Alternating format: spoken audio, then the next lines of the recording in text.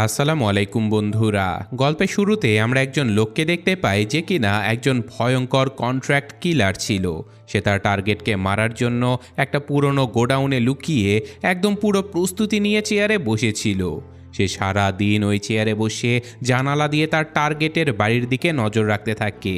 সে শুধুমাত্র সঠিক সময়ের জন্য অপেক্ষা করছিল।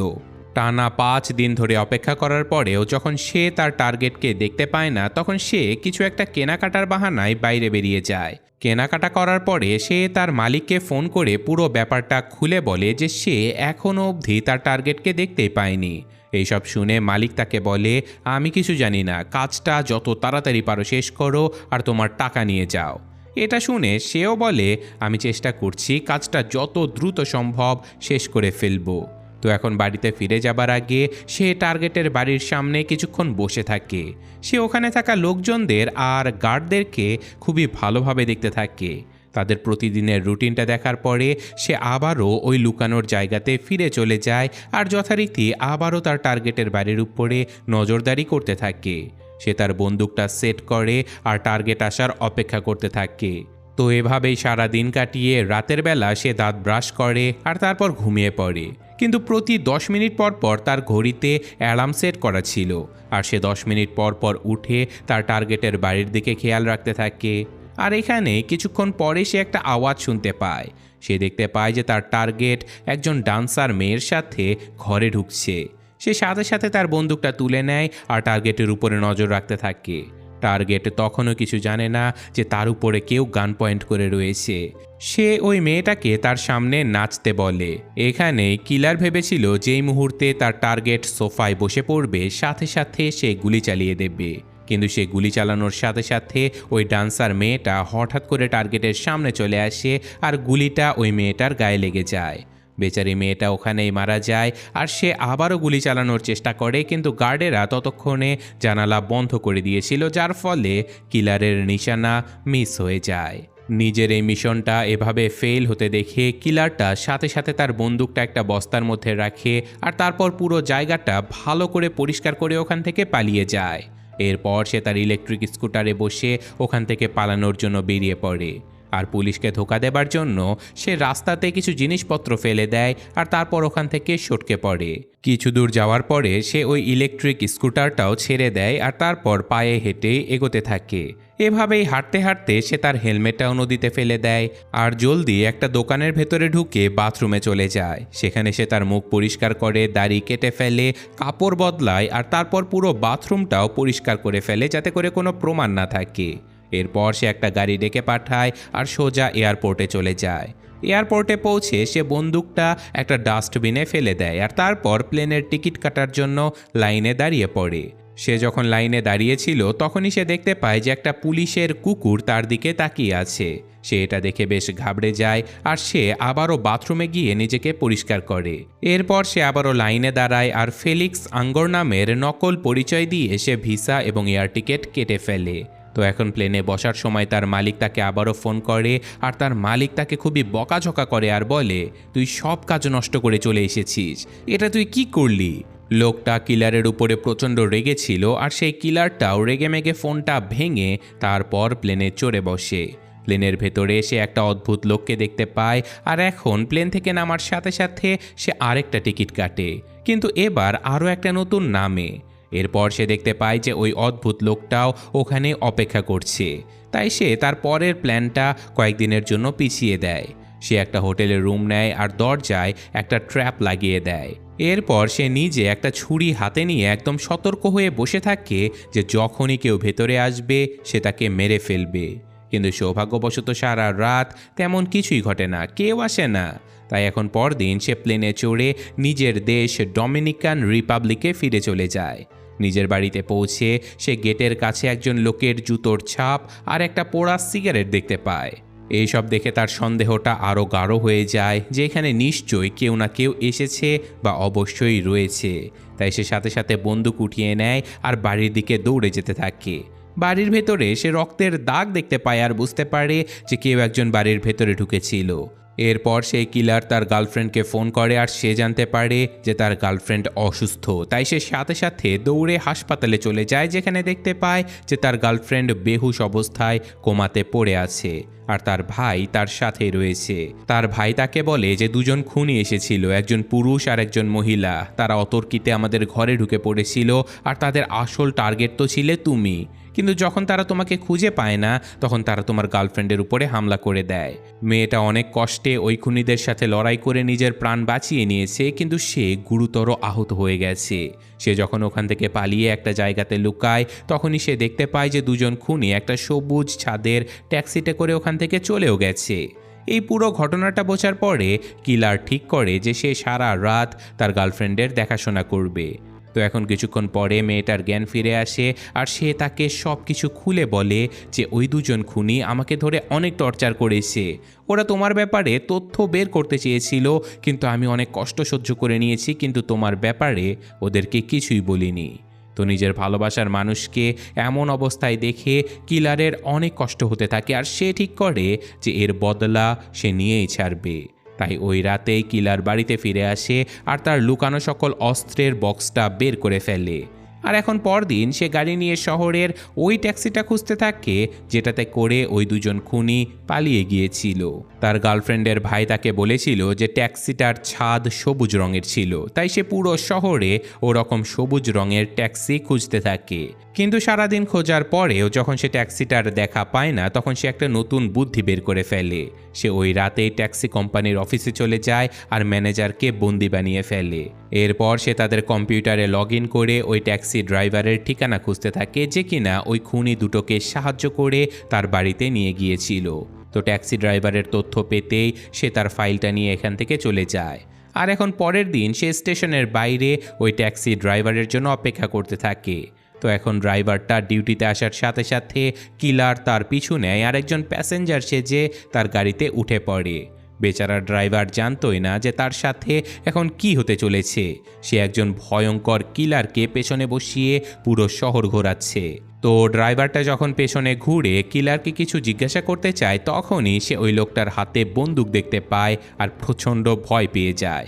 সে ভাবে যে এটা হয়তো কোনো ছোটোখাটো চোর হতে পারে, এজন্য সে তার মানিব্যাগটা বের করে তাকে দিয়ে দেয়। কিন্তু কিলার তার এই সামান্য টাকার প্রতি কোনো আগ্রহ দেখায় না। সে ড্রাইভারটার মাথায় বন্দুক ঠেকিয়ে জিজ্ঞাসা করে যে তুই ওই দুজন কিলারকে কোথায় ছেড়েছিলি। ড্রাইভারটাকে তো নিজের প্রাণ বাঁচাতে হবে, তাই সে মাথা ঠান্ডা রেখে ভালো করে মনে করার চেষ্টা করে আর তারপর তাকে সবকিছু বলে দেয়। সে বলে যে আমি ওই দুজনকে একটা প্রাইভেট এয়ারপোর্ট থেকে পিক করে একটা বাড়ি পর্যন্ত ছেড়ে দিয়েছিলাম। তারপর আমি বাইরে দাঁড়িয়ে তাদের জন্য অপেক্ষা করি আর যখন তারা ফিরে আসে তখন দুজনকেই বেশ আহত দেখা যাচ্ছিল, কিন্তু আমি ওদেরকে কিছুই জিজ্ঞাসা করিনি।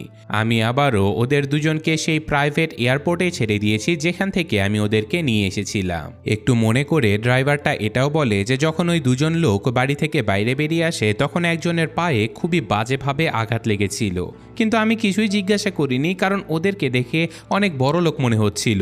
ওরা এয়ারপোর্ট দিয়ে যাতায়াত করে, তাই আমি কোনো কথা না বলেই ওদেরকে এয়ারপোর্টে ছেড়ে দিই। আপনি প্লিজ আমাকে মারবেন না।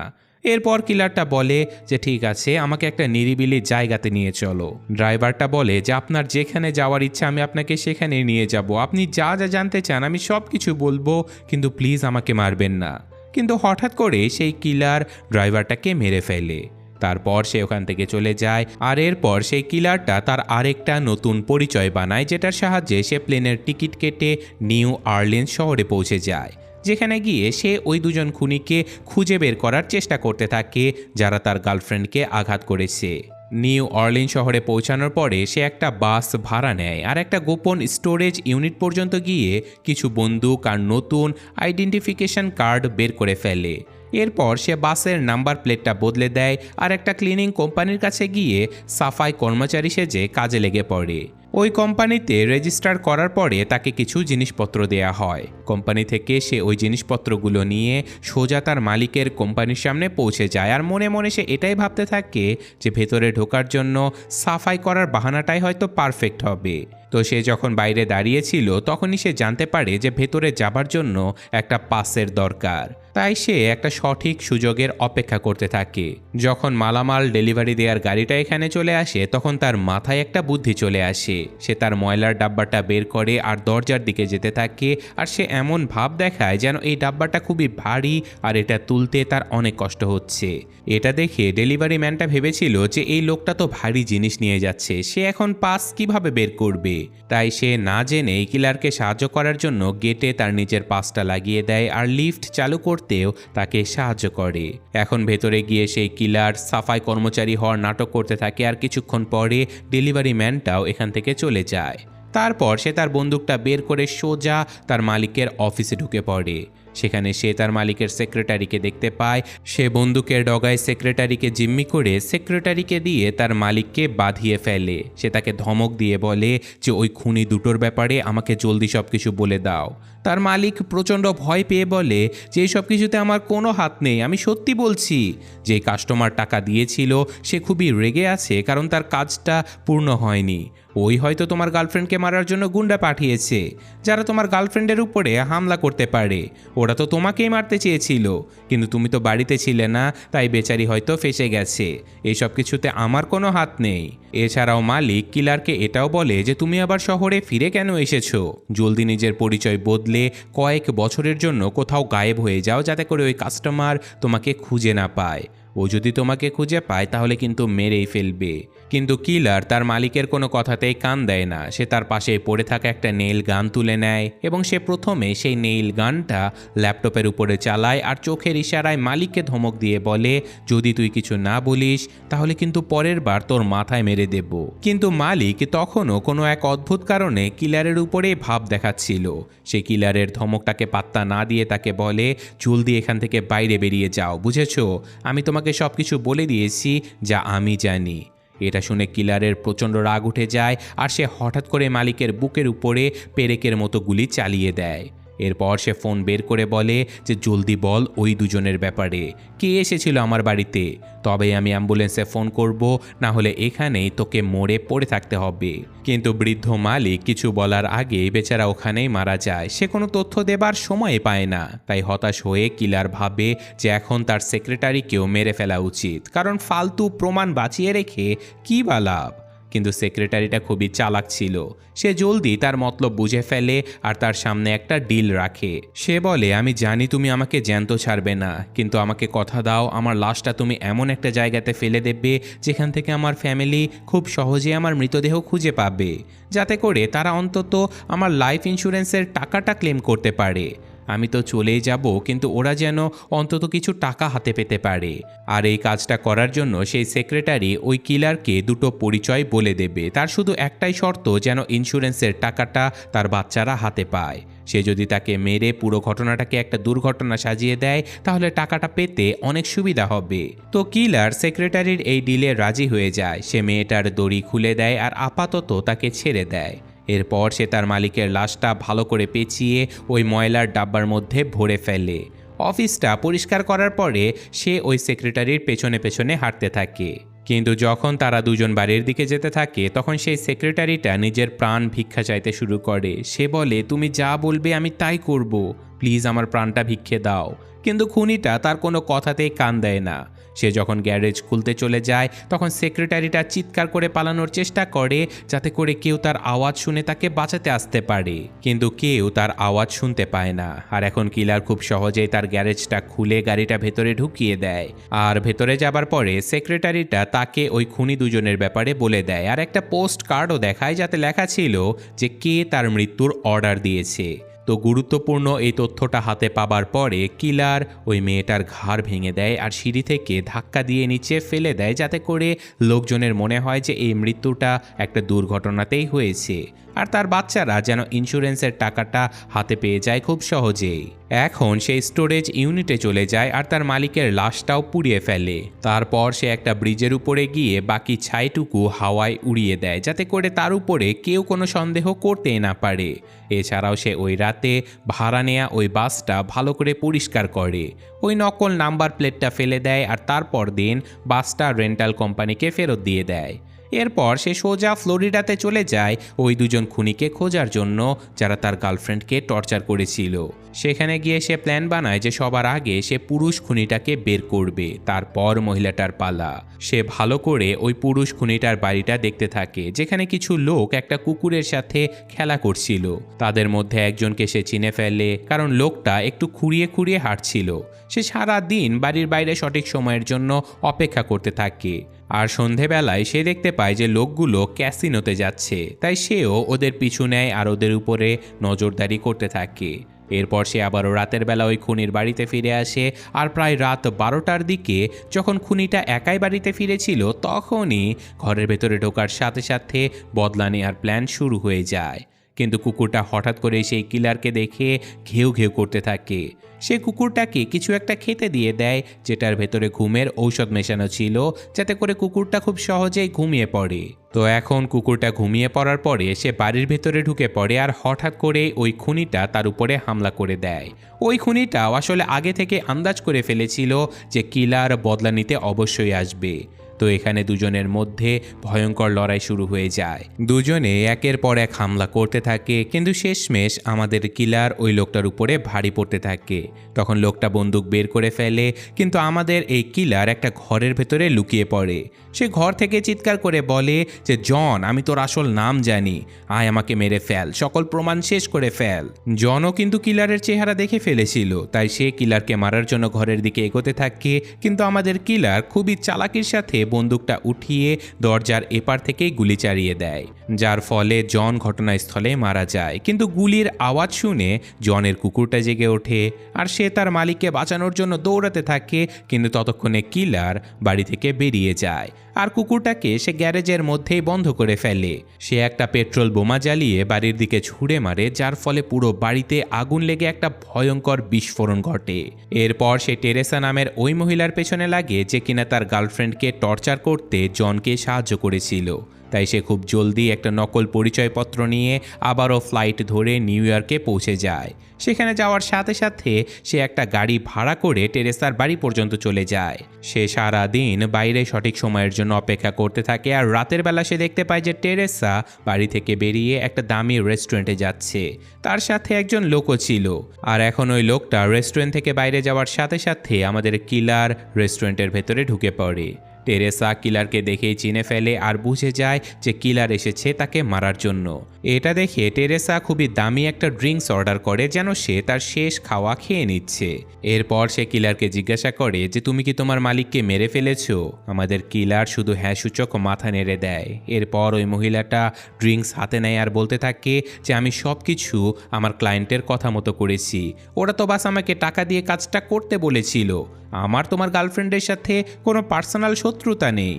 সে আরও বলে যে, আমি তো টর্চার করতেও চাইনি, আমার প্ল্যান একদম সোজা ছিল, আমি শুধু তোমাকে মারতে এসেছিলাম। কিন্তু যখন তোমাকে পাওয়া যায়নি, তখন আমার যে সঙ্গী ছিল জন, সে তোমার গার্লফ্রেন্ডকে টর্চার শুরু করে দেয়। আমি ওকে থামানোর অনেক চেষ্টা করেছি, কিন্তু তবুও ও কিন্তু থামেনি। এই সব কিছু শোনার পরেও কিলার বলে যে, যত যাই বলো না কেন, আমি কিন্তু তোমাকে ছাড়বো না।